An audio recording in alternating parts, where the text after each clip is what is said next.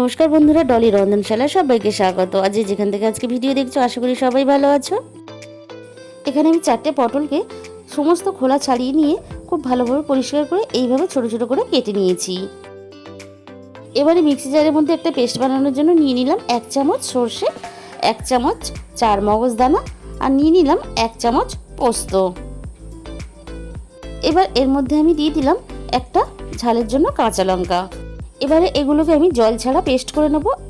আমি এখানে জল ছাড়া পেস্ট করে নিয়েছি, দেখিয়ে দিলাম তোমাদের। কেটে রাখা পটলগুলোর মধ্যে আমি প্রথমে দিয়ে দিলাম স্বাদ মতো লবণ, তারপরে দিয়ে দিলাম সামান্য পরিমাণ হলুদ গুঁড়ো আর রঙের জন্য একটু কাশ্মীরি লঙ্কার গুঁড়ো। এবার পটলের সাথে মশলাগুলো খুব ভালোভাবে আমি মেখে নেব। পটলে খুব ভালোভাবে আমি মশলা মেখে নিয়েছি। এখানে এরপর নিয়ে নিয়েছি একটা মাঝারি সাইজের টিফিন বক্স। এবারে সমস্ত মশলা মাখানো পটলগুলো আমি টিফিন বক্সের মধ্যে দিয়ে দিলাম। এখানে আমরা যে টিফিন বক্সটা ব্যবহার করব তার ঢাকাটা কিন্তু খুব টাইট হতে হবে।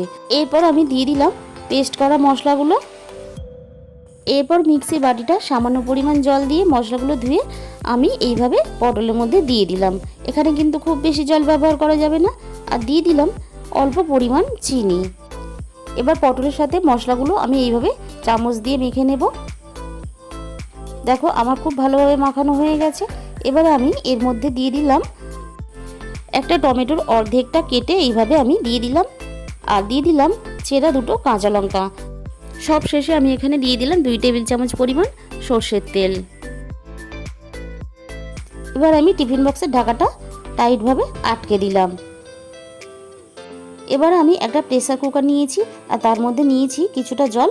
এবার জলের মধ্যে আমি টিফিন কৌটোটা এইভাবে বসিয়ে দিলাম। তারপর আমি ঢাকাটা আটকে দিয়ে এবার আমি গ্যাসের মধ্যে প্রেসার কুকারটা বসিয়ে দিলাম। এখানে আমি 2টো সিটি পড়া পর্যন্ত অপেক্ষা করব। আর প্রেসার কুকারের যার যেরকম কাছে আছে সেরকম হিসাবে কিন্তু সিটিটা তোমাদের দিয়ে নিতে হবে। 2টো সিটি পড়ার পরে আমি গ্যাস অফ করে প্রেসার কুকারটা নামিয়ে নিলাম। এবার প্রেসার কুকারটা আমি খুব ভালোভাবে ঠান্ডা হওয়া পর্যন্ত অপেক্ষা করব। আর দেখো খুব ভালোভাবে ঠান্ডা হয়ে গেছে। আমি প্রেসার কুকারের ঢাকাটা খুলে নিলাম। টিফিন বক্সটাও জল থেকে খুব ভালোভাবে ঠান্ডা হওয়ার পরে আমি তুলে নিচ্ছি। আর এইভাবে আমি টিফিন বক্সটা প্রেসার কুকার থেকে বের করে নিলাম।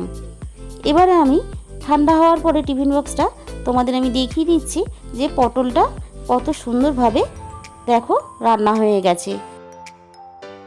এবার পরিবেশনের জন্য একটা প্লেটের মধ্যে আমি এইভাবে তুলে নেব। এইভাবে পটল রান্না করলে খেতে কিন্তু খুবই সুস্বাদু হয়। আর দেখো এবারে আমি দেখিয়ে দিচ্ছি পটলটা কত সুন্দরভাবে সুসিদ্ধ হয়েছে। আজকে আমার পরিবারে যে সমস্ত নতুন বন্ধুরা এসেছে তাদের কাছে আমার অনুরোধ রইল আমার চ্যানেলটাকে সাবস্ক্রাইব করে পাশে থাকার জন্য। তাহলে দেখা হবে অন্য কোনো রেসিপির সাথে। সবাই ভালো থাকবেন।